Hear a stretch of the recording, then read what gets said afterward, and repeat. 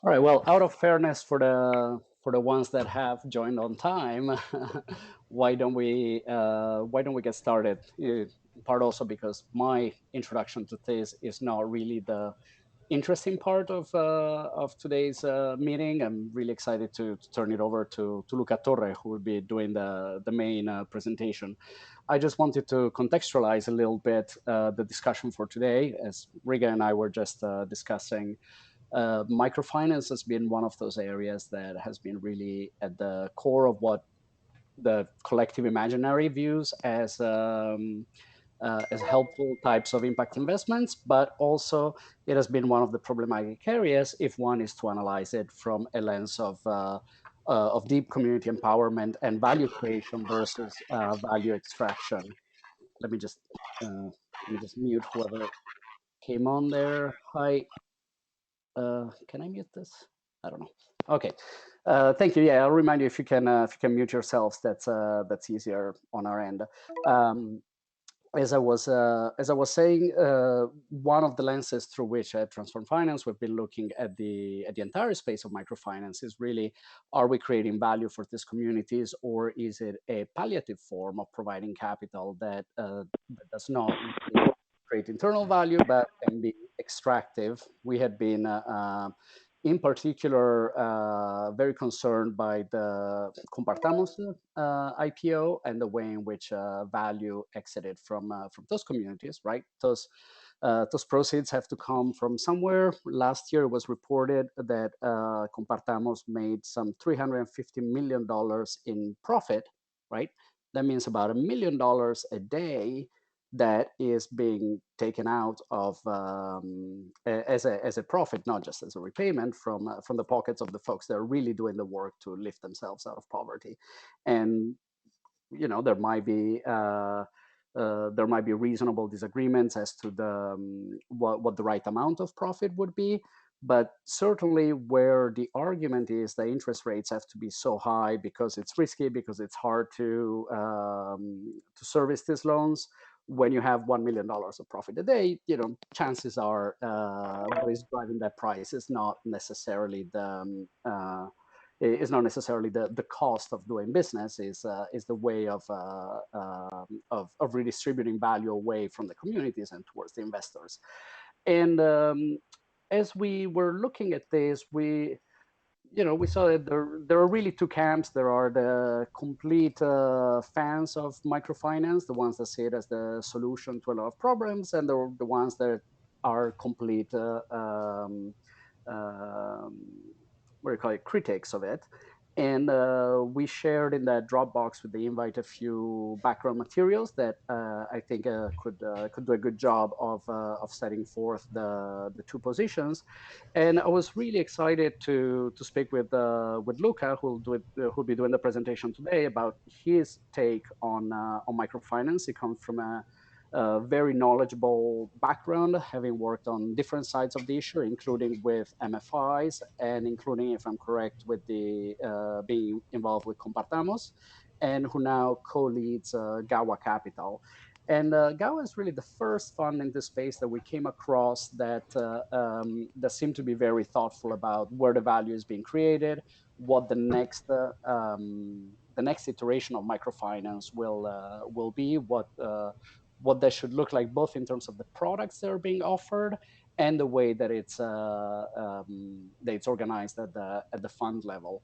Um, just a see here.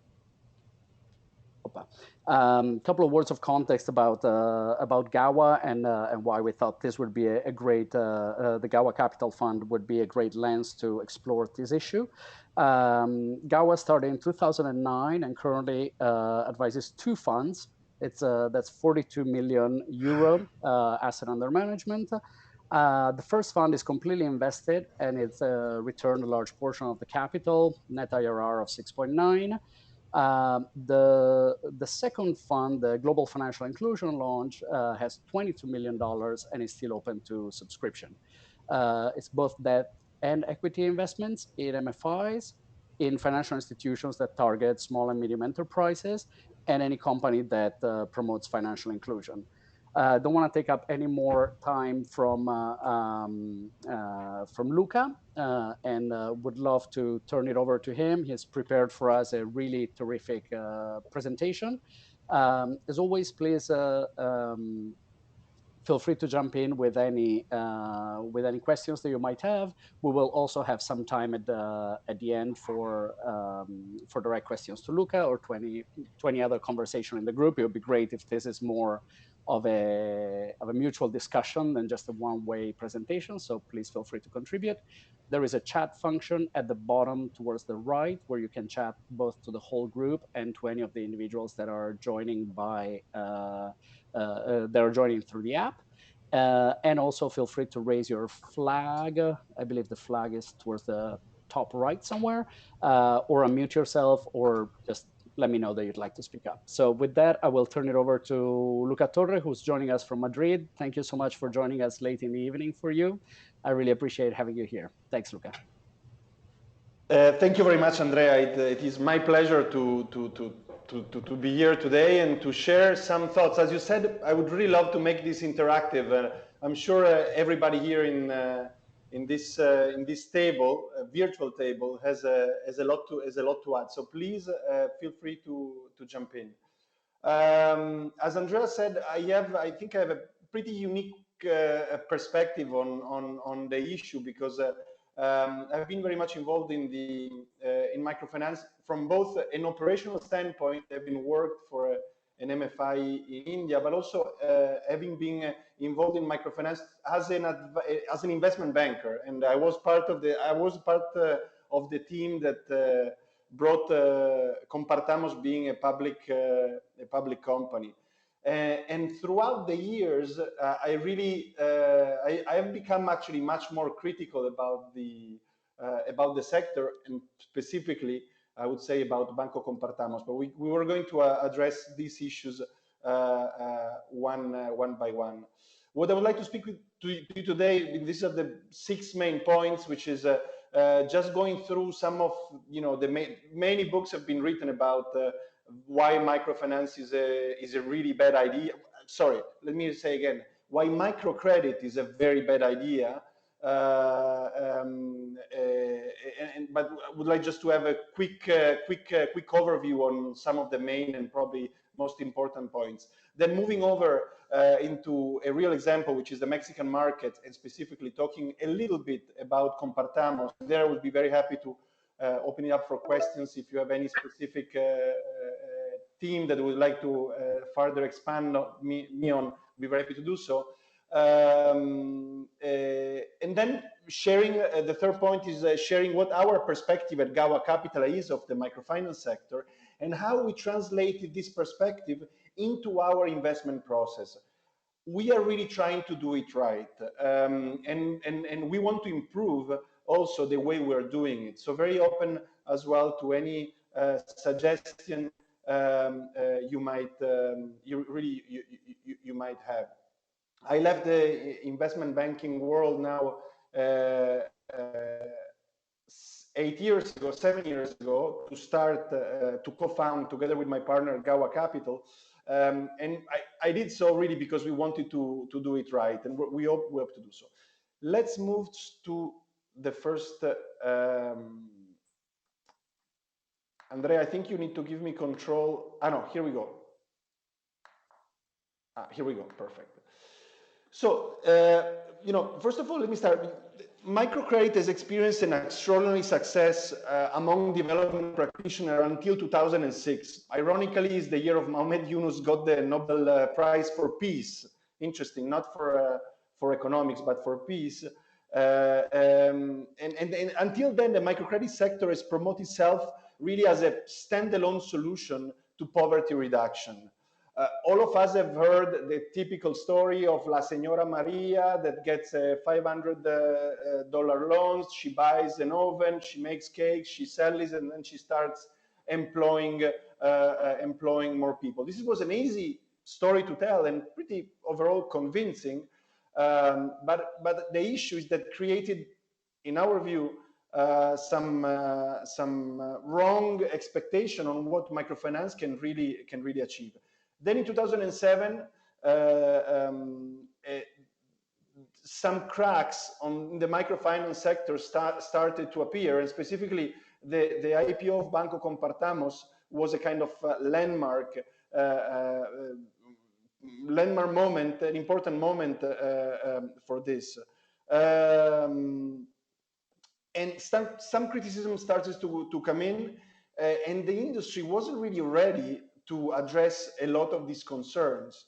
The industry wasn't ready to prove what microcredit at that point in time still could and could not achieve. There was not the right infrastructure. And the good thing is that over the years, since 2007, the industry really started developing a lot of very good infrastructure.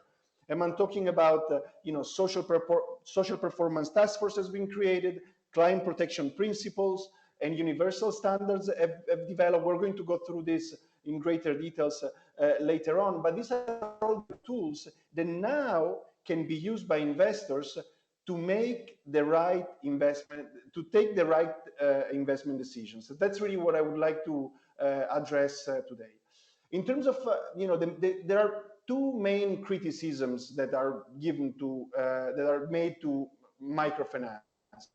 The first one is a lack of evidence that microfinance can really have a social and economic impact. And two issues within this bucket, within this category. The first one is probably the most important one, is the fact that over the past, since 2006, 2007, several randomized controlled trials, we'll describe in a second what they are, have been conducted, and they have not proven a direct link between microcredit and social impact. And secondly, another critique that has been done on this point is that loans, some of the critics say that loans are used for consumption rather than for business, which in many cases that's probably true. The other big bucket of critics is the fact that microfinance is profiting from the poor, and some critics went even further, talking about a new form of colonialism, criticizing this as a neoliberal model, and some of the issues related with this is the fact that interest rates are high and typically might not allow clients to improve business. Critics also say that there is a lack of transparency, and especially in disclosing interest rates, lack of financial education, for example. And third, and very important, is over-indebtedness. And this, we have really experienced this, especially over the last couple of years in some markets, but not really, not really everywhere. And the fact that and this is true not only in developing countries and poor people, but also for developed countries, that if not provided in the right way, can create a sort of dependency. Let's look at some numbers and some evidence. Let's start first from these randomized control trials that, as I said, struggle to show a clear correlation between microcredit and social impact. What is a randomized control trial? Basically, academics, they go in a country and they select two groups. A control is like basically pharmaceutical companies prove the effectiveness of certain of medicines in general. So academics, they go in a country, they select a control group that is not going to receive a loan, and then they select another group to whom a loan will be offered. And then outcome is measured on both groups. And comparing the control groups with the group that have actually been offered a microcredit, a loan, outcome is, the difference between these two groups comes up with what the outcome, how effective microcredit, a loan has been in the life of these people. In the life of these people, this outcome is measured in different ways. We can see in this graph This summarizes 6 of the major randomized controlled trials which have been conducted, as I say, over the past 10 years. And life of outcome is measured in this case through 5 different categories. First one is credit access. Secondly is business activity. How many companies has actually been created? Increase in income, increasing consumption, and then more broadly social effects such as women empowerment, increase in health, and other social effects. Now, there has been a clear, you can see the arrow, where there is an arrow, a blue arrow on the top. It means that there is a significant correlation between providing a loan and the expected outcome. Where there is an X means that there is no significant correlation, and where there is a red arrow means that there is a negative correlation. Actually, if you provide a loan, then you're going to have a negative outcome. As you will see, more broadly, what these studies have been proven is that there is the studies are quite inconclusive, because clearly there is a positive correlation between credit access and loans. That's quite obvious, I would say. There is some consistent correlation between business activity and providing loan to people, in the sense that people start businesses when they are provided a loan, but there is really an inconsistent, insignificant relationship between income, consumption, and social effects. So these studies haven't really proven that microfinance is a good thing for poor people. They are not. It's important to say as well that some critics say that microfinance, microcredit can be really good for people, but that has not been proven either. That has not been proven either. Now, this is an important piece of data. However, the main issue that I personally have, and some other academics have with this kind of studies, is that this is only measuring credit. Is only measuring most of the study actually only measuring credit. There are a couple of them that have been done also around savings as well, which have shown actually more positive benefit on income and consumption compared to loans, but most of them are on credit, which is not correct, because as we will see in a couple of slides, credit is not the key. It's key. Microfinance, in our view, it is about providing the right product to the right individual, and it must include saving, it must include insurance, it must include payments. But we'll go over this in greater details in a moment. Then the second critique that has been done to these studies is that the studies are not homogeneous.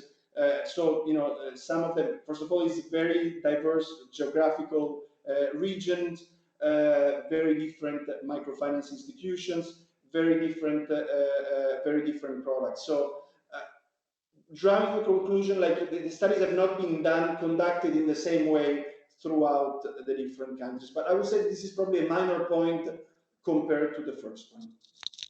And feel free to interrupt me if you have any questions, please. Just one quick thing. Yeah, it's a little bit echoey on your end. I don't know, Luca, if it's possible to turn down your volume a little bit, or maybe just speak a little bit slower. That might help. I have a speakerphone, so I'm surprised that that this is happening. Let me try to take. Is this better? No, it's still pretty echoey, so we can just go back to the first version. No worries. Maybe just speaking a little bit slower will help. One last thing I was gonna add to this, piggybacking on what Luca just said about the credit access, and how in this randomized controlled trials the credit access is always pointing upwards, and the fact that the other indicators are not consistent with it really, to me, shows that that's in a sense, in and of itself, is the wrong thing to measure by itself, right? It's an output and not an outcome. So we've seen a lot of circumstances where the question really remains, in terms of what's being measured, is how much credit are you extending? And that should be the initial question, not the final question at which you're evaluating that impact. That's exactly correct. Thank you, Andrea. So this was a piece of data on the first bucket that we saw before about the lack of evidence of real social impact.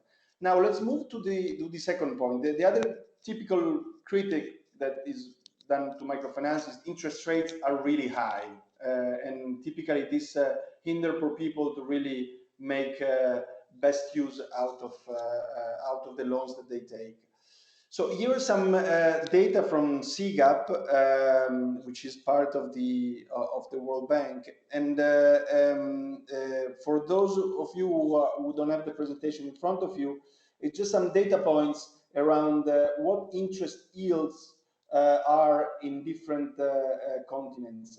The thick bar is the 75% distribution, while the thin bar is the remaining 25%. So there are two kind of major takeaway, I would say. The first one is that interest rate in general are around, and we'll see there is another 20-30%, which might seem high, but if we think about in some of these countries, just inflation, it's high, and the cost of money, it's high. I would say that it's probably reasonable that you will see that operating microfinance institution, it's actually much more expensive than operating a traditional bank. So interest rate around 20-30%, in my view, are quite reasonable. However, as you can see, there are some real outliers out there. Let's look at Latin America, for example, given that we're going to speak about Mexico in a moment. In Latin America, average interest rate, it's around 30%, which is actually what in most countries are. Peru, Colombia, Bolivia, that's around where interest rates are. But then we see that there are some MFIs that are charging 90% interest rate. And this is true either for specific markets. So there are some markets where interest rates are just extremely high. And it's also true in some markets, there are some institutions that charge much higher interest rate compared to others. So the point is that when we say that interest rates in microfinance are high, it's always very important to define, to say that certain markets is true, in certain other markets or in certain other MFIs it is not true. Look at Asia, for example, which is interest rates are generally low and pretty and also distribution, it's pretty low. So this is important to differentiate between markets and between MFIs. Now, interest rates also have been going down over the past few years, and currently real interest rate, as I was saying, they are so taking into account inflation, are around 20%. But this is a very interesting graph, and let me walk you through that. Let's look at the last column, the last gray column. Interest yield, average interest yield worldwide are about 26.9%. And if we take this interest yield and we see how this is breaking into in terms of expenses, so what actually makes, how is this interest that is received from clients, what is it used for? Is it used for giving it as a profit to the shareholders as dividends, or is it used to pay your employees and to pay your lenders? Well, as you will see, the majority of the interest yield is actually used for operating expenses, and it is used for financial expenses, and for a smaller part for loan losses. Profit more broadly of microfinance institutions, this is an average, of course, so there are different, as I was saying in the slide before, you need to really pick the right institutions. There are some institutions that are abusing clients and they charge very high interest rate to make a lot of money, but most institutions, on average, they charge relatively high interest rate, if 26.9 can be considered high, but they use this money to pay for operational expenses, financial expenses, and non-losses. Only 2.6% is actually it's actually profit. And is it a 2.6% high or low? Well, well, first of all, the first takeaway is that if we want to reduce interest rates, interest yields, it's not about reducing profitability in most cases. It's about becoming more efficient. It's about reducing your cost of capital, and it's about improving your operations. Which is it's a key, it's in my view a key takeaway. But then there is another point: is 2.6% of profit over the interest yield a high? Is it high?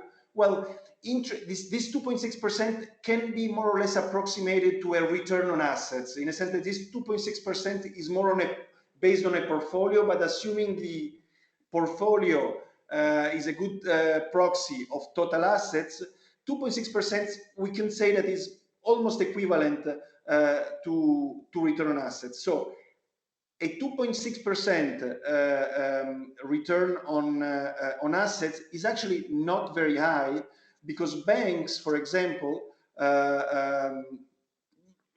return on assets of banks, it's just below 2%. So it's true, microfinance institution return on assets profitability is a little bit higher than banks, but it's not excessively higher. And also the return on equity, which is the two bars on the other side, it is substantially lower than banks, and the reason is that banks have a much higher leverage compared to microfinance institutions. So given the fact that they cannot leverage the balance sheet, they don't want to leverage the balance sheet as much as banks, the actual return for the shareholders, it is actually lower.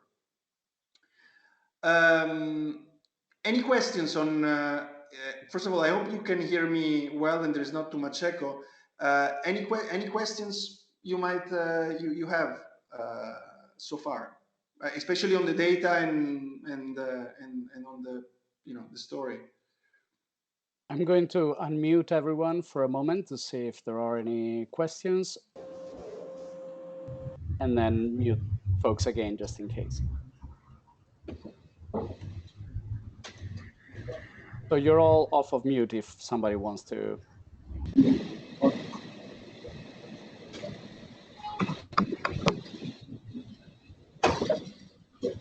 Okay, I think we're good for now. Okay. Excellent. Well, and Morgan Simon from Pi. Hi, Luca. Really glad to have you here. And I basically just wanted to say it's all really interesting and informative, and I'm just happy to be listening and absorbing. So, not that there's no questions, but just that it's really excited to just continue to hear. Thank you, Morgan. Thank you very much.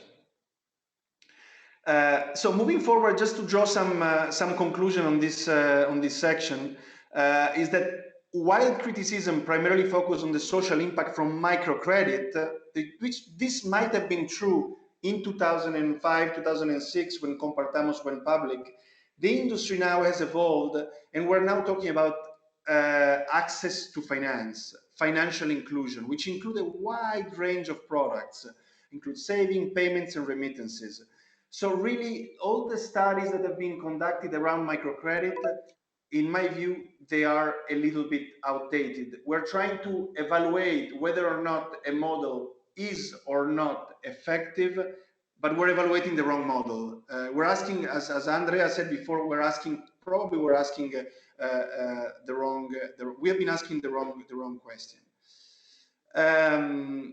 The other conclusion is that we've been a lot of attention has been given to interest rates, which in some cases we will see in a moment about Compartamos are abusive and shouldn't be that high. But in most of the cases, is really more about profitability. It's not really, we should focus more on MFIs that have too much profit rather than have interest rate which are too high, because very often interest rates are high just because the market doesn't work, just because possibly the cost of funding it is too high, or because there are not because rotation of personnel of people is staff is too high, and so the institution needs to retrain its employee all the time, and that increases the operational expenses a lot.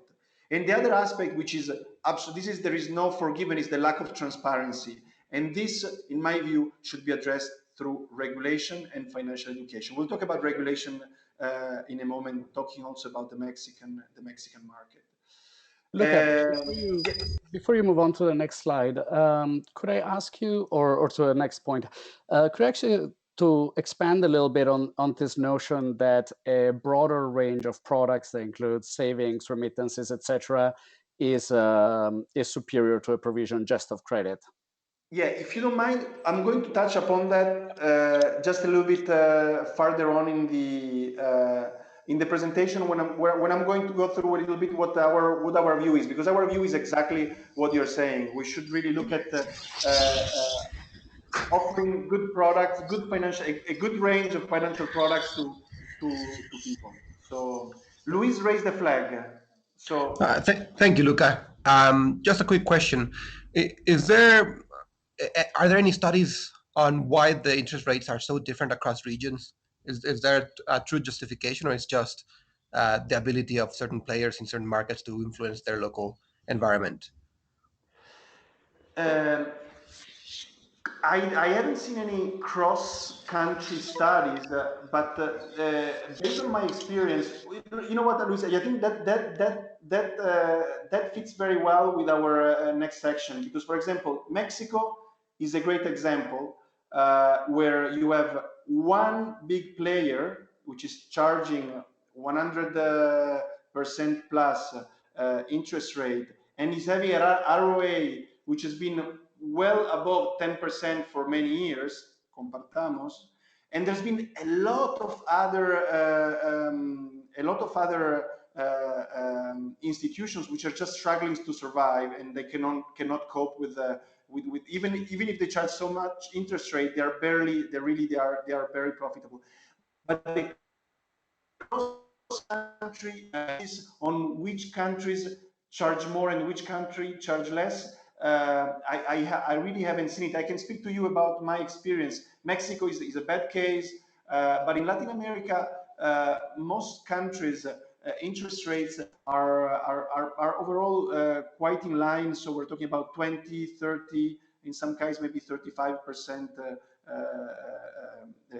interest rate. Bolivia is because of the market has developed so well over such a long period. Interest rates in that case are really low because MFIs are really good, and there is a very good it's the whole microfinance sector is working very well. They also have a populist government which is pushing the institutions to do that, to really try to become more and more efficient to survive. I'm not sure if I answered your question, Luis, but more direct, I haven't seen any study really. Thank you. If there is any specific market that you want to talk about, we can maybe do it at the end. So the last. I saw another flag. Sorry, I think it was Rob. Yeah, sorry, I was just having some trouble getting the presentation. Still having trouble on that, but it's interesting just to hear people hear the conversation as well. Okay. Is anybody else having trouble with that? On my end, is showing up well.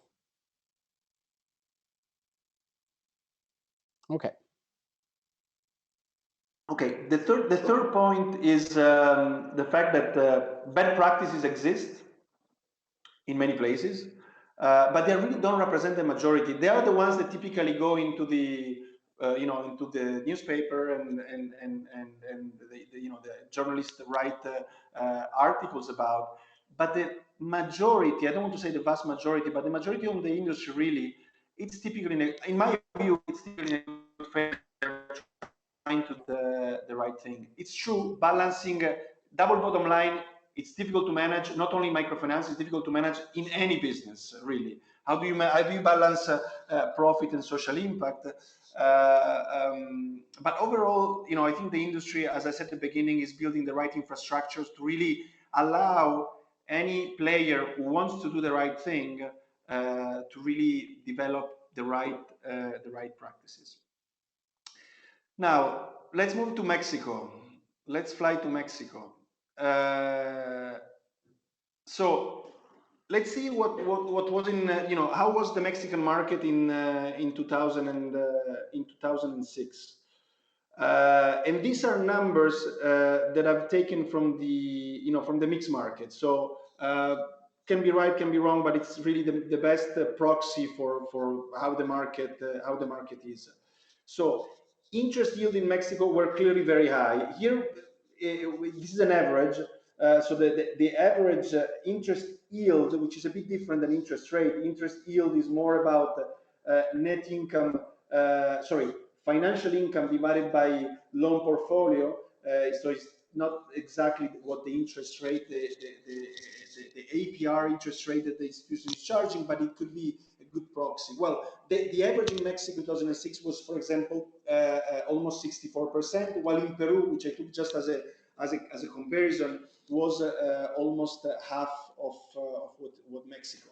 And now we come to the issue of Mexico. This is the number that really is just incredible, and myself, I haven't been able to really explain it, and have not been able to explain why this hasn't changed. The average loan size in Mexico in 2006 was $350 US.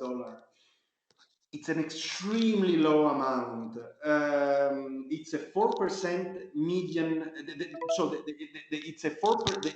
The median loan, the 350 USD divided by the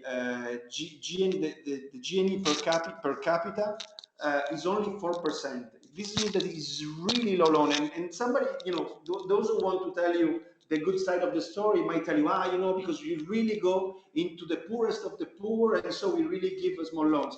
The issue is then now we can go in the credit bureau and see what the average number of loans that people have, and you realize that people have 3, 4, each borrower has at the same time 3, 4, 5, 6 loans at the same time, because they need more loans to actually reach the real amount that they have. In Peru, that 4% is not 4, it's 34%. And Peru is a market that is I would say is a pretty well functioning market.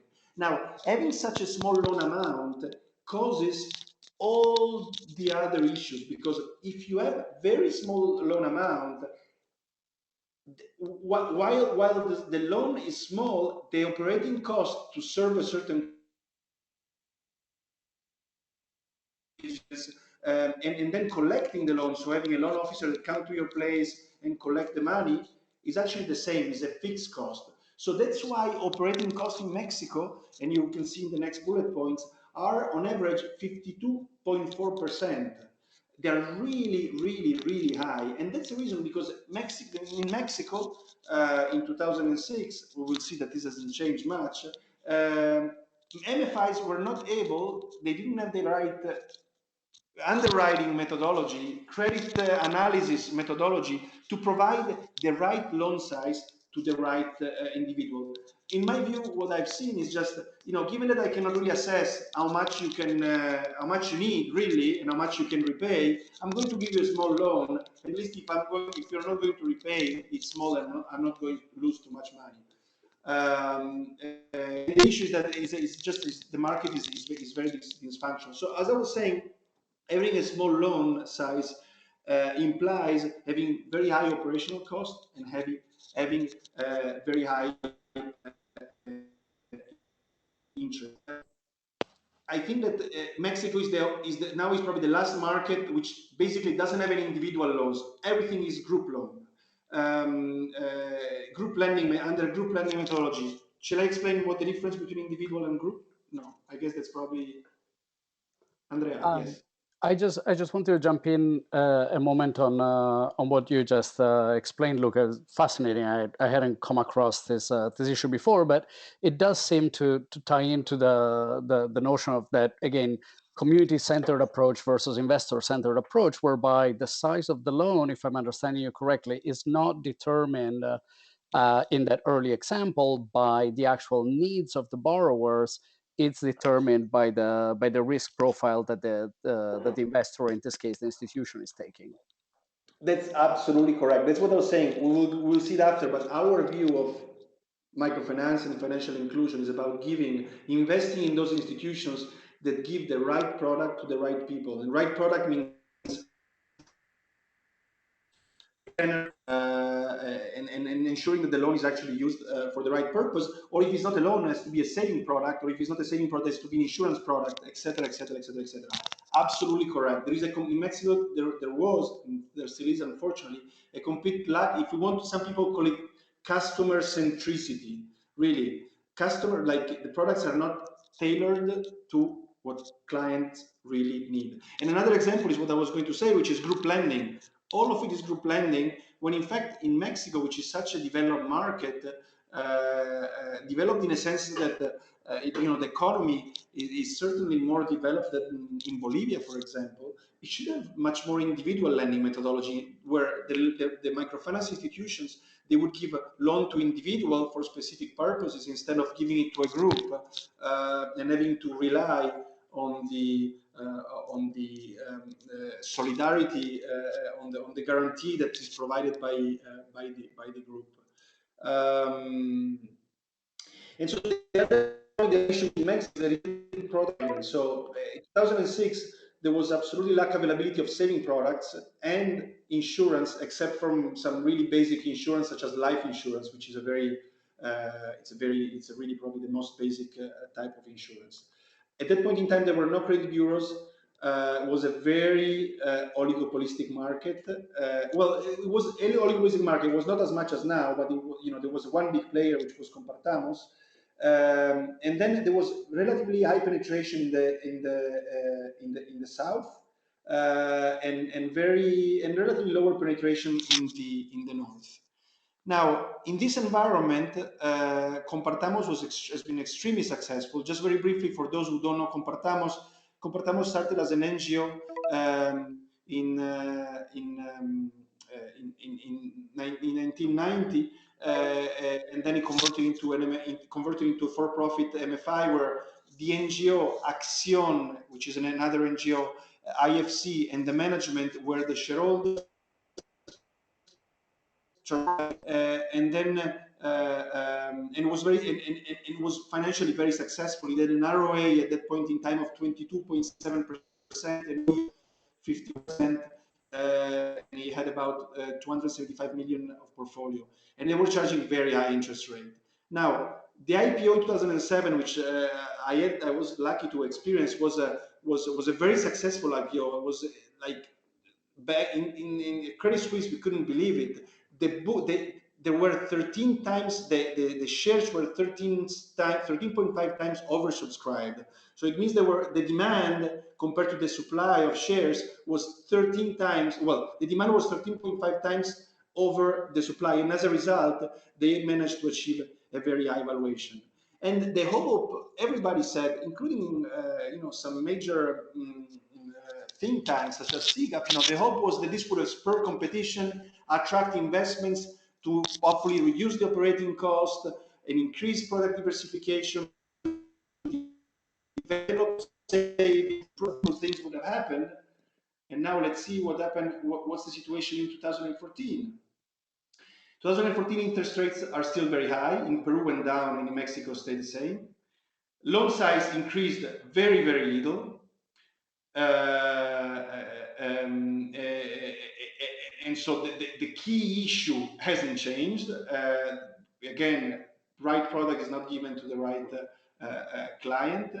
Operating costs decreased a little bit, but not that much. We're still talking only about the group, almost exclusively. Now they're trying to introduce individual lending, but most of it is group lending.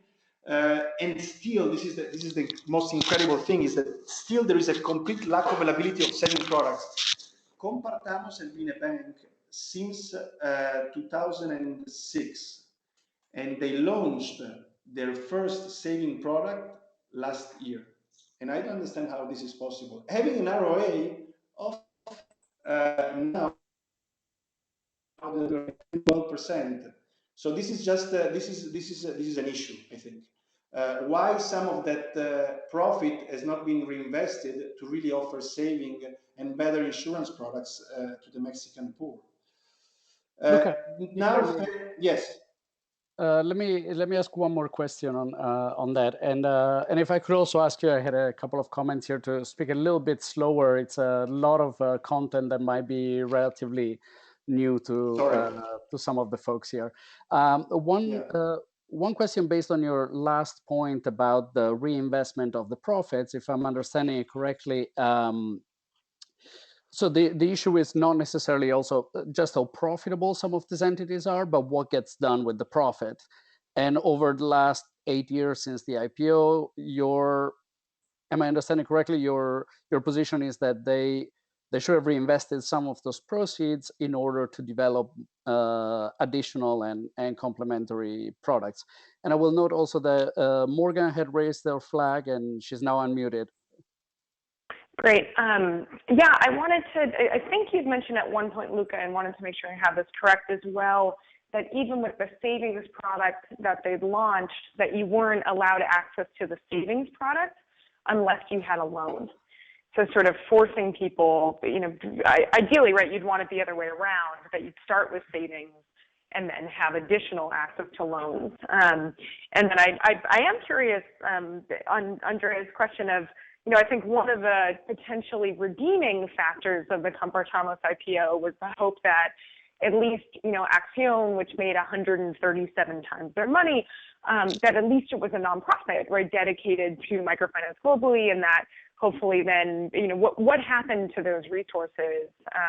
Did they get invested in other geographies? Did they change the Mexican operations? But clearly it put Acción's balance sheet in a great place to hopefully be able to do more good. Morgan, even though in this community you are kind of like, Madonna or Prince or Michelangelo, I will ask you if you could please model introducing yourself and your affiliation. Oh, so. Sorry. I'm not Madonna, to be clear. Morgan Simon Pi Investments, so investing on behalf of a single family. And I've had the pleasure to spend a week with the GAWA team in Ecuador and really get to see the team up close. Yes, Morgan. The fact that you're referring to, that's not Compartamos. That's another MFI in Mexico, which I'm not going to share the name with you for obvious reason. But yeah, this MFI was a deposit-taking institution, so they can actually offer deposits. But they were offering deposits only to people who actually had a credit, which is crazy, and actually trying to push people to save. So basically, you're getting a loan, and then they incentivize you to put some of these proceeds into a savings account, and then they incentivize you to put this loan, part of this loan, to use your saving account, where they will give you, I don't know what the interest, what the interest rate would have been there, but probably, let's say 10%, 5%, 10%. So, but that was not Compartamos. That was another MFI. I'm not aware. I don't know exactly how the saving product that Compartamos recently launched, how it actually worked. Regarding your question about Acción, that's correct. IFC, this is important. The IPO was 100% secondary. Compartamos at that point in time did not need any additional capital to grow. They actually had already too much capital. They were barely leveraged. I think of their out of their total assets, 50% were financed by equity and 50% was financed by debt. So they actually didn't need any equity. So it was a secondary. So it's just existing investors selling their shares. So IFC and Acción and some people, some private individuals, actually cashed out basically. And that's a question you should ask more Action. I don't want to speak for them, but I know that they actually used some of the proceeds for. I mean, following the fact that I know is that after the IPO and so after they cashed out, they did open a lot of local hubs in Africa and India. So I know they've started moving out of at the beginning. Action started from primarily from Latin America, and they did start to move and go beyond Latin America. But that's a question that is probably better asked to Action directly. And what IFC did with their proceeds, that's also I really don't know.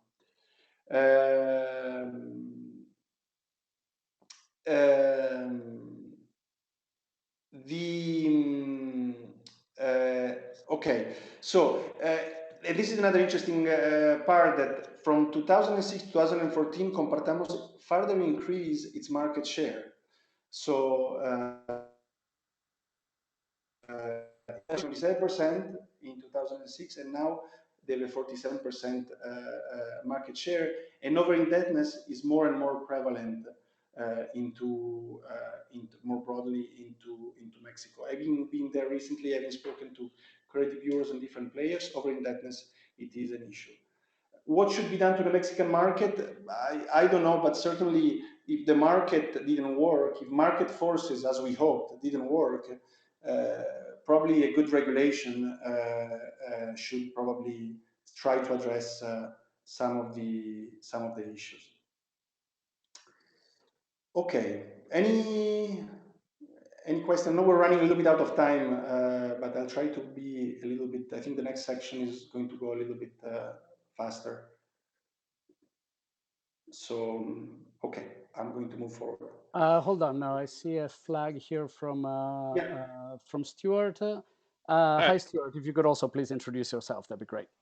Yeah, thanks, Andrea. Hi, my name is Stuart Kringle. I work for currently Oiko Credit USA, but part of the larger Oiko Credit International Financial Cooperative. And I had a quick question around, on the same thread as Compartamos. What we're finding in the microfinance sector is there's a lot of maturity happening. For example, in India, you're having a lot of government pressure for larger MFIs to become registered and licensed banks. I was wondering if you're seeing governmental pressure in Latin America in that regard, as opposed to governmental pressure to keep reaching the poorest of the poor. What are you seeing? Well, I think India is a very, very specific and extreme case. India, and I think rightly so, because the market has evolved in a positive way. We actually have a very successful investment in India. In India, it's extreme. So they set two different kind of interest rate caps. Well, they set an interest rate cap, so there is a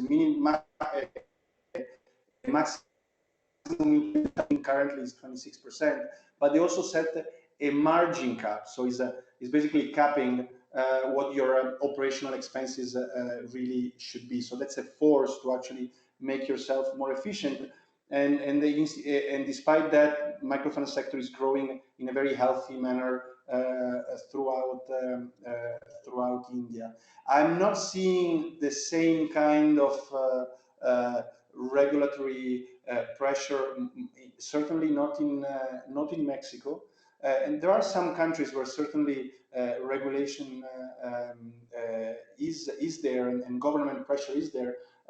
We've recently, well, with Morgan, we've been to Ecuador, and certainly in that case, regulation has been pushing institutions. First of all, there are some interest rate caps that I think, if they are set mindfully in a thoughtful manner, can be helpful. But also, for example, is a great, really you need to be very transparent if you want to operate in that market. I think Bolivia it is also the same. Colombia is also the same, but is not, in my view, is not the same. It's not at the same level the government has not intervened as strongly as they did in India. Thank you, Luca. Thank you. So which are our core belief? And I'm going to answer to your question, the question you asked before, Andrea, about what do we mean and why mix of products are important. Our core belief is that access to financial services is essential to manage volatility. In its intrinsic, the volatility which is intrinsic into economic and personal life of any individual, and even more in the life of poor people who have very little cushion and have more volatility in the daily life. And for this, I'm going to, ask ourselves, living in developed countries, what would we do if we wouldn't have access to good quality financial services? We would have a very difficult life. Imagine if we wouldn't have access to a saving account, for example. Where would we put our saving? Imagine we want to buy a home and we don't have access to mortgages. Imagine we want to send money to our son studying abroad. Financial services, quality financial services are absolutely important and essential to the life of anybody. And even more important for the poor, because the poor are the one who have actually much less than we do. They have less cushion. And as we will see in a moment, they have much more volatile kind of economic life than we do. So they need quality financial services more than people in developed countries. But again, I'm not talking about microcredit here. I'm talking about a mix of financial products. The second core belief is that microfinance, even in this sense, even if we define it more as a mix of financial product, is not enough to reduce poverty. An integrated approach is needed, and we'll see just in a moment what I mean with that. But if we really want to reduce poverty, we need to continue with donation-based model. We need to continue in pushing SME development, etc. There's a number. We need to continue building hospitals, schools, doing vocational training, and all this has to be integrated and as much as possible coordinated. I put there an example of the graduation model, which if I have time, I would love to go through, but let's see maybe at the end of the presentation. Then our third core belief is that issues are sometimes related to specific markets and specific institutions. So as you will see in a moment, when we translate this belief into our investment process, picky. You need to pick the right markets where your money is really worthy, and you need to be very picky on which institution that you're investing in. And finally, the core belief, this is obvious, but we really want and think we can get it right. So we're really trying to do what we can, but we are very open to any advice and suggestions that you might have. Let's go on the first point, on the volatility. This is taken from a book which I strongly recommend. It's old, it's from 2010, but it's very good. It's called The Portfolios of the Poor. And here shows the income of the two Indian occupational groups, specifically traders and farmers, and how their their monthly income is. And you see that there are two issues with this with this income. The first one is it's very low. So typically people define money, but this is low, so they have little cushion. They cannot really get it wrong. And the second issue is that it's very volatile as well. So we go back to the same point I was saying before. To manage, imagine how difficult it is to manage these cash flows on a monthly basis. And I think if you look at the daily basis, it would also look extremely volatile. So financial services are absolutely essential to be able to manage these cash flows well. Otherwise, if you get it wrong, you have no cushion, you have no assets, you don't have a saving account you can rely on. If somebody gets sick and you don't have saving in your family, and you don't have any saving, you don't have any place to save, and you don't have any saving, then and you don't have any insurance and health insurance, then it can be really difficult for you, and your family can really end up into a really difficult situation. For those who don't have access to the slides, the slide shows yeah, the income for these two groups that Luca mentioned, so traders and small farmers across a year, and it averages out at about $40 per month, but it goes from a general low of about 20 to a high in the case of the traders above 160 for a couple of the months of the year. In the case of the farmers, it goes up to about 80 for a couple of months of the year, and for the rest of the time it stays, yeah, largely between 10 and 40, I would say. Thank you, Andrea. You're right. That's thoughtful of you. Yeah, for describing. Yeah, and I think I've discussed this already. You know, the each product, loans, in this case, loan savings and micro insurance, and we could add also payments. Each of them serve a very specific purpose, and each of them, if offered in an integrated and thoughtful manner, can actually have, in our view, substantial social impact. I think we talked about this already. No need to go in great details. Now, so the first point that is that it's about access to finance. It's not about microcredit. The second belief, you remember, was about an integrated approach. This is a little bit, I think Morgan suggested that, Morgan saw this couple of slides already and suggested that this is probably our theory of change. I'm not sure what to say, but these are two slides that we really like. Maybe it's a bit simplistic, but we really like because it really, you know, with this we can really share what our how we would like to see the whole development of, you know, the whole development working. So you know, poverty, the issue with, in our view, the issue with poverty is that poverty is not one issue. Poverty is a number. It's a chain of different issues. And to really break it, you cannot address one issue at a time. You really have to address it in an integrated manner. Economic resources, and this is by definition what typically poverty is considered, but which then prevent from accessing to proper nutrition, education, or health, which then prevents accessing to income generating opportunities such as employment or self-employment, which by itself will reinforce the lack of economic resources. Some of you might have read Esther Duflo work. It's, you know, it's a typical kind of poverty trap, which is even more it's even more difficult to cope with when you have a lot of uncertainty in your life. So, you know, maybe you're out of this poverty trap, but if somebody gets ill, or there is a natural disasters, or if you're not able to, your crop is, you know, you have issue with your crop and there are famines, then you enter into this poverty trap, and it's difficult to get out. We believe that for each, that we need to address these three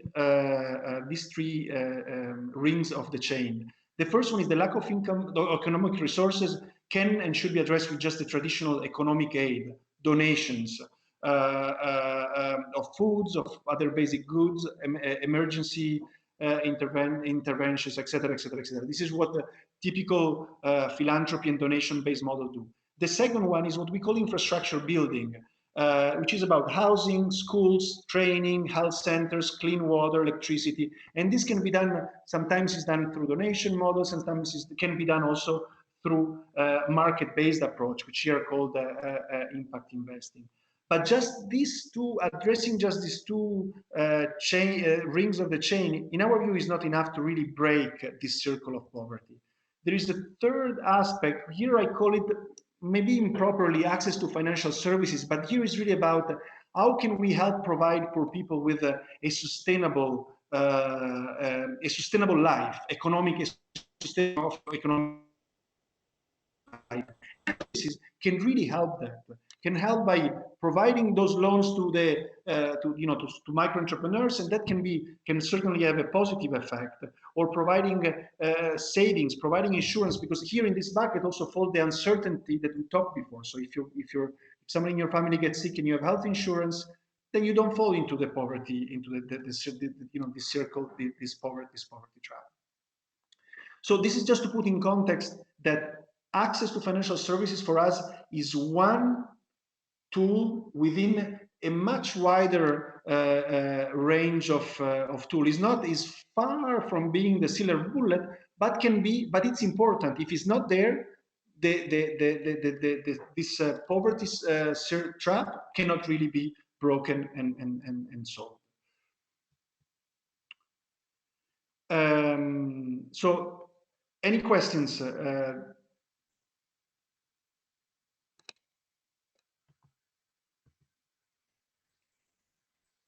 Go ahead, Regan. Thanks.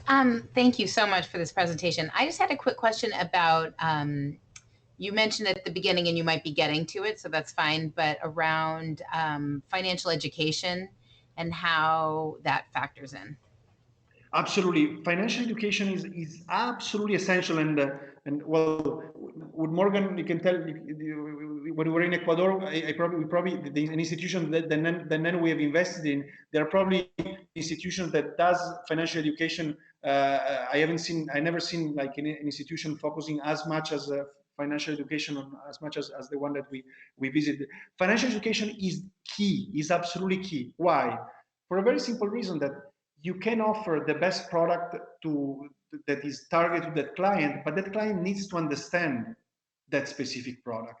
Need to understand how you can give them a saving account, but if you're not teaching them how to save and give them the right incentives on how to save, and they don't know how to use a saving account, providing them a saving account is absolutely useless.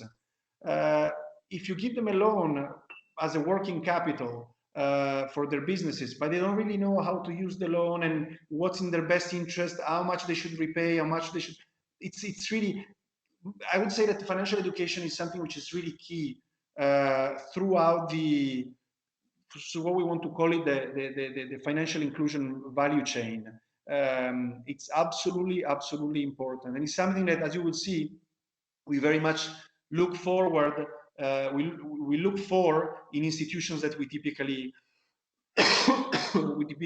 invest. To answer your question, financial education is important to have clients that know what they're buying and know what they're doing. It's also in the interest of the financial institution as well to have a knowledgeable client. Then how to do it well is different, because it's not easy really to provide good financial education, and can be expensive, but it's absolutely important. If I may piggyback quickly on Regan's question, Luca, and then I'd love for you to get a chance yet to explain more in depth your model and how it differs. With respect to the financial education piece, and not to be controversial, but who should pick up the tab for that? Who should be paying for it? It's a very good question. And I think it depends. I think it should be a bit of a shared role. On the one side, government certainly. By the way, we need financial education not only in developed countries. We do need very much financial education in the United States, in Spain, in Italy, in Europe in general. So financial education is an important topic. Not only, so we're seeing in developed countries as well, where government is trying to, at some point, to take a lead and educate people, especially after Spain. I'm talking about all the mortgages, the mortgage crash that happened a few years ago. I think it should be a shared responsibility. I think it's such a difficult task that just the institution cannot really. Financial institutions cannot do it by themselves. They probably need some support, and or they need some incentives. I think, if I remember correctly, there in Ecuador, for example, I think that the financial institutions have some obligation to perform financial education. I don't recall it exactly, but I think there is some kind of incentives for financial institutions to do so. Clearly, financial institutions have a privileged role to deliver that because they have, they own the client, they are close to the client. So certainly they are privileged. On the other side, they might have run into some conflict of interest from time to time. So it's important that they will basically do it well. Okay. Any other questions? I guess not. Okay. Can you hear me? No. Yes. Okay. I'm Elena with MCE Social Capital. Can you hear me now? Yes. Hi, Elena. How are you? Good, good. I just wanted to mention on this last question, we're MCE Social Capital. We're also invested in Ecuador. We're lending to a few microfinance organizations there. And I agree with Luca that actually the financial education should be responsibility of all stakeholders, including us, the microfinance investment vehicles. Unfortunately, for example, at MCE, we don't have a structure by which we can give technical assistance, but we have designed a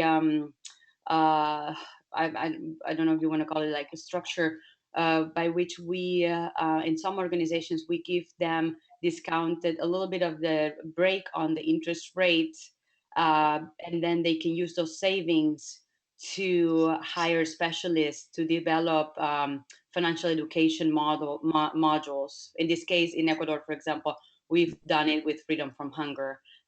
We did the health product with Freedom from Hunger, but I know that in other countries could be done also with financial education. So I think it's very important. Sometimes we forget and we tend to put that as a responsibility of the MFI, but as much as we can, we always try to help in some way, even though we don't offer technical assistance or consultancy. That's great. Yeah. That's a very good. That's a very good model. Thank you very much, Elena. And please, everybody else, if you have anything you want to add, you're very welcome. I think Stuart raised his flag. If you're calling for stories, I'll put Oiko Credits in the mix in terms of financial education. And Oiko Credit kind of responded to a call of our investors some years back to build basically what in Europe is called a capacity building fund, which is what is called here in the United States technical assistance.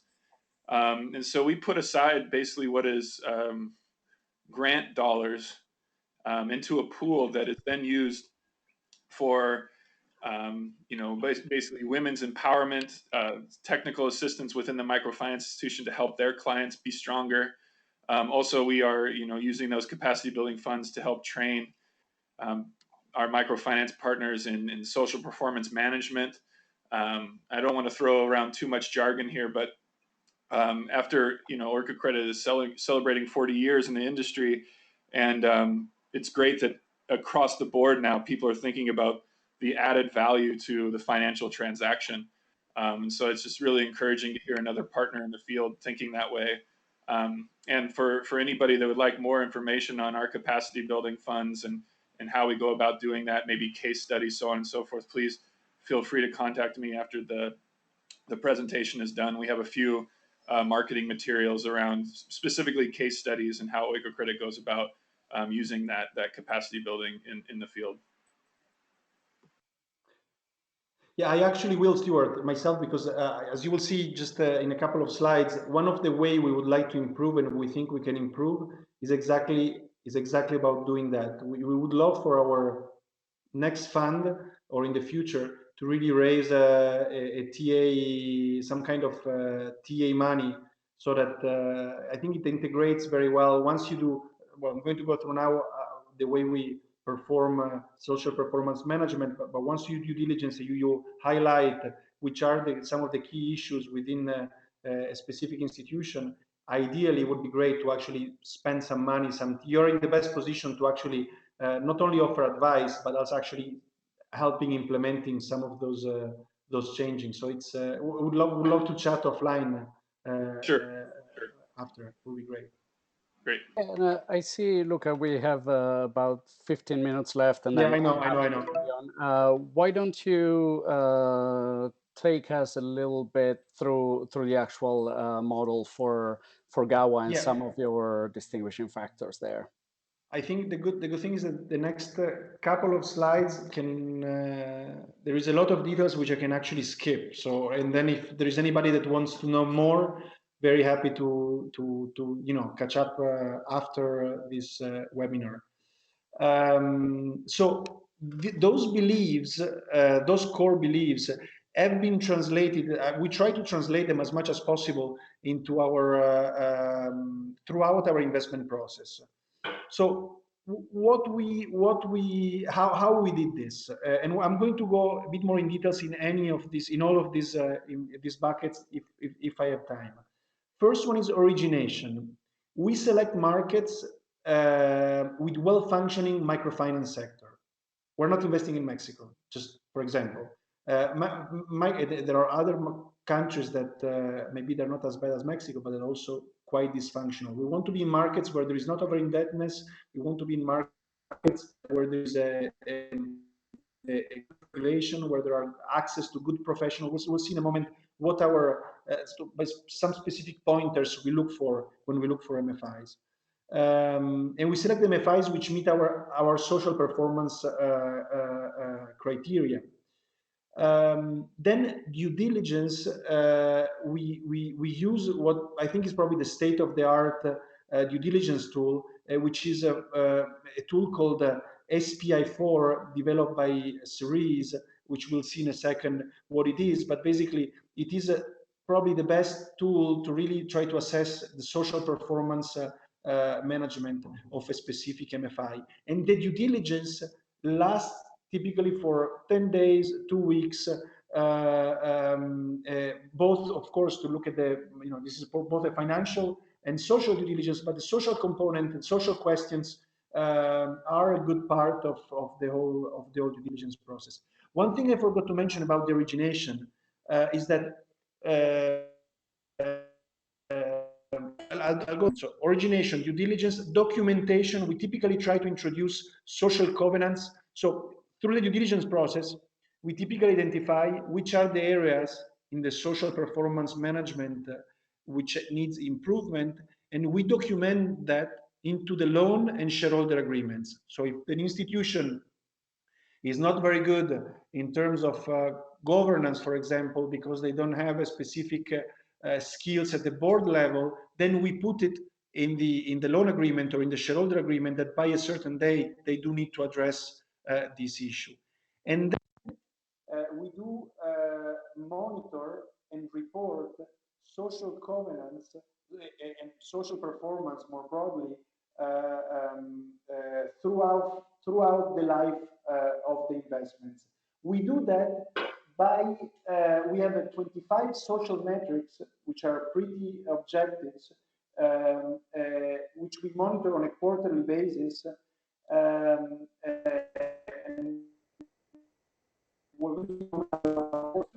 A score, what we call a social performance score. And we do monitor this score on a quarterly basis, and we have discussion with management about that on a quarterly basis. Now, the last component of our social performance management is the fact that we tie our carried interest to social performance achieved by the portfolio and audited by a third party.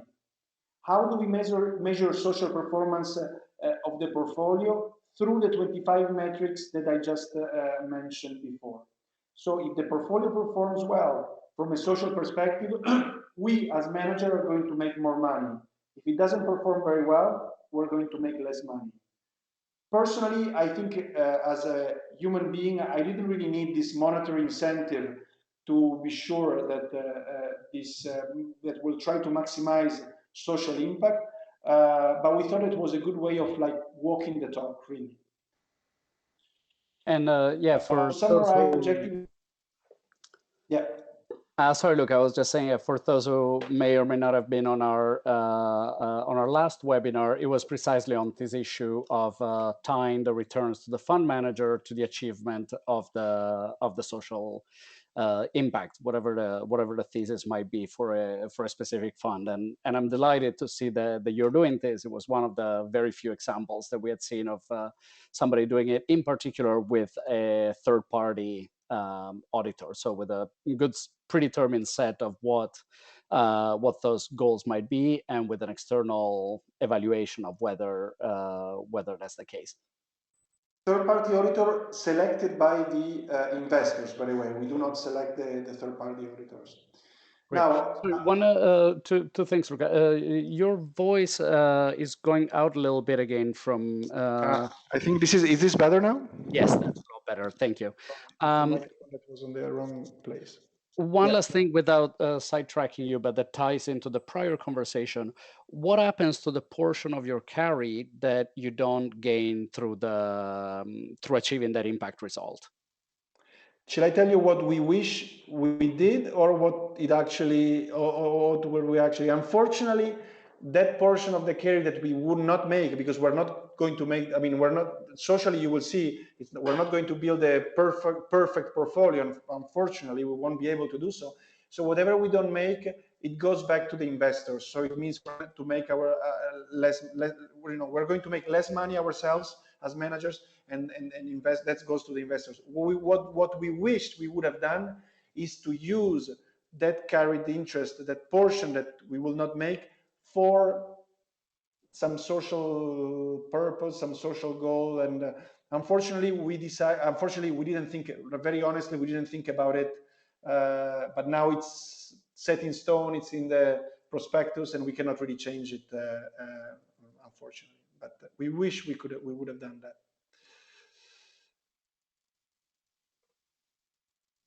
Okay. I guess that I'm just going to go. Origination. Trust me, we try to get. We try to get the best MFIs. Here, one thing I want to say: there are two different kind of approach to microfinance investing. I think at the moment. One is where there are some funds that invest into 100, 150 MFIs worldwide, and this has the great advantage of portfolio diversification. If one MFI goes down, then all the others do well, and there is not really, it probably offers a lot of stability to the portfolio. However, as I said at the beginning, to maximize social impact, we believe that you need to be very selective. So I think being selective and being able to pick the right institution is the right way to really maximize social impact. I think in where the sector, where the microfinance investing sector is right now, it's an advantage to be a bit of a smaller player compared to a very large players in terms of social impact.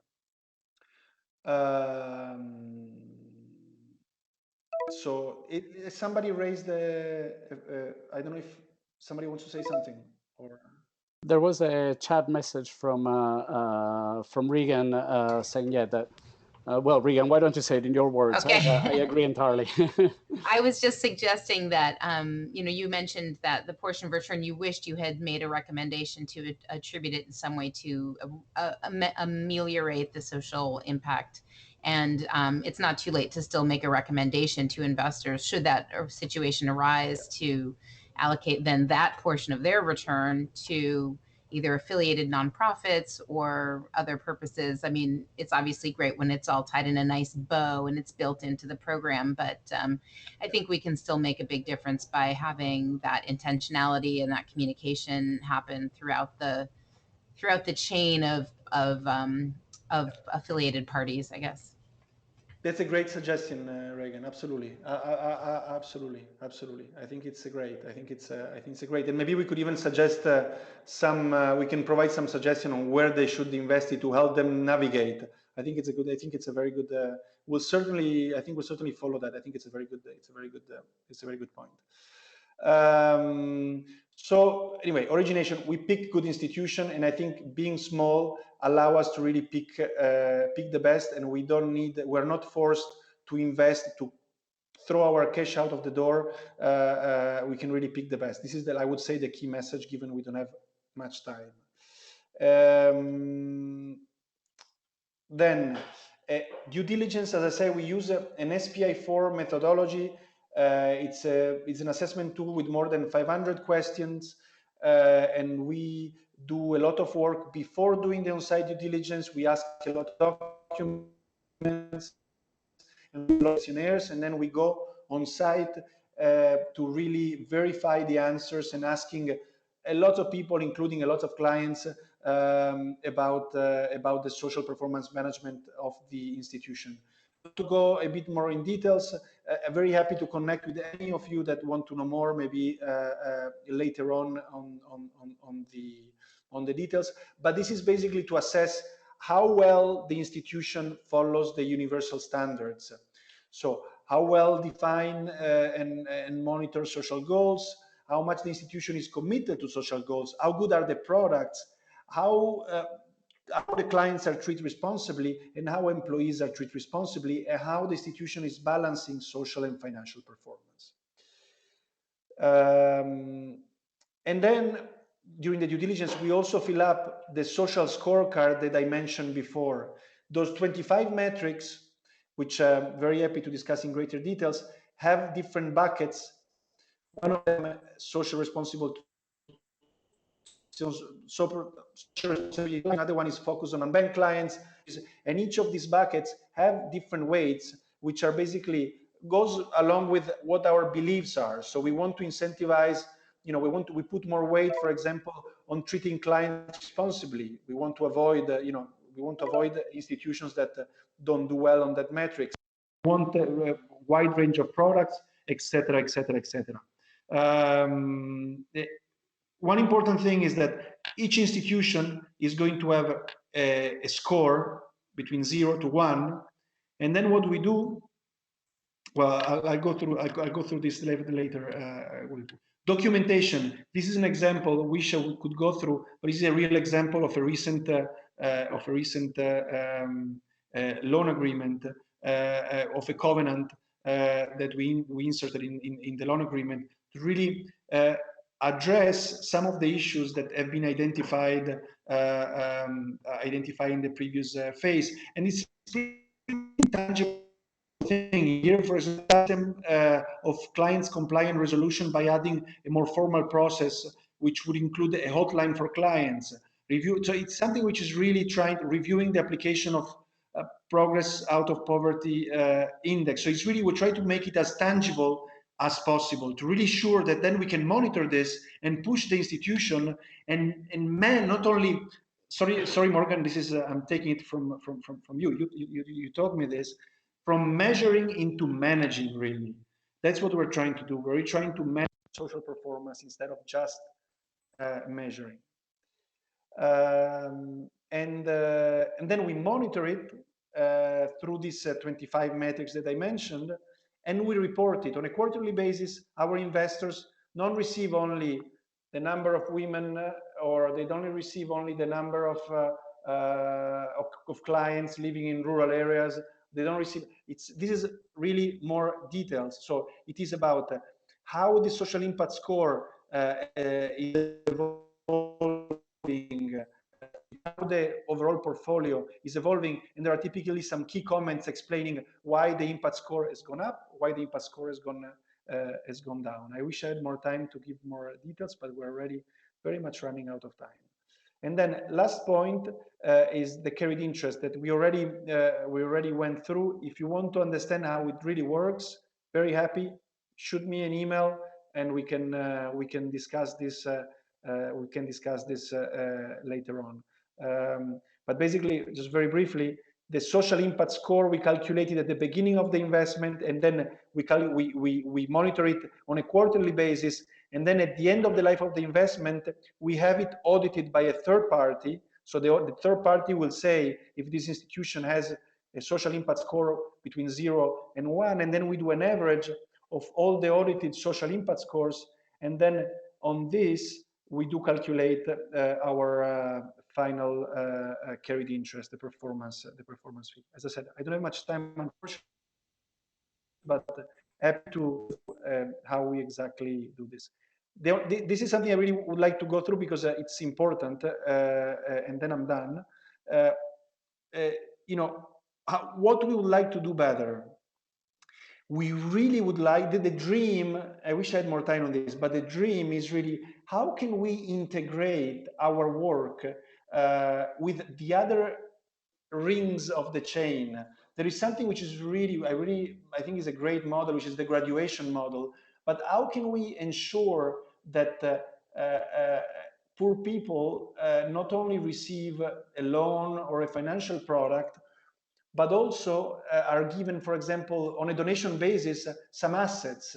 And then anyway, I think we have very little time, very happy to connect on a one-to-one basis, but we would love to really be able to not only provide the financial access to finance piece, but really being able to facilitate the integration of microfinance within that poverty circle that we saw before. We would like to offer technical assistance on implementing social performance management system, and to do that, the idea would be to raise a specific fund to do that. We would like, if possible, in where work, you know, there's been some studies moving forward, to try to use more outcome-based models for measuring and managing impact. So far, what we're using is more about we're measuring how well the institution is equipped to deliver its social mission, but we're not capable yet of measuring how well the clients, how better the clients are doing. And hopefully, as the industry evolves and a coordinated effort is currently being carried out by the Social Performance Task Force, we would love to be able to report also on the outcome, not only on the intention, if so want to say. And finally, we would like to do better. We would like to increase investment in niche microfinance areas, such as to be even more specific, because we believe there is a lot of there is really a lot of value in doing so. I'm going to skip completely the last section. If you want to know more about who we are, again, very happy to connect on a one-to-one basis. And thank you very much for your time. I have more time. If anybody have questions and want to continue the conversation, I'm here. But whatever you prefer. Thank you, Luca. This was absolutely fantastic and very inspiring work that you do, and also very instructive to get the framework. So I really appreciate your going through that. We can call the official piece of the webinar over. Be mindful of folks having other things to do as well. But I am fascinated by some of the things that you've mentioned, and I'm happy to stay on the line a little bit more. If anybody else would like to stay on and ask a few more questions, I encourage you to do so. If you need to jump off, totally understood.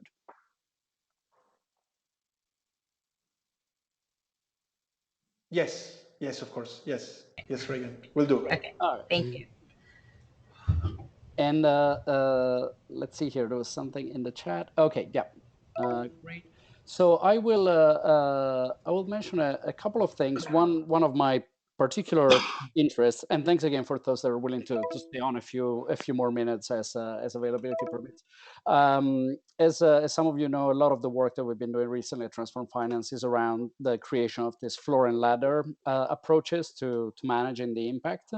And we're trying to see how that would integrate within the context of microfinance from this more holistic perspective that you're taking around the various products. So, what would be the floor, and how one could build a ladder where the funds themselves, like yours, take as part of their additionality this role in helping the institutions that you finance improve their own practices over time.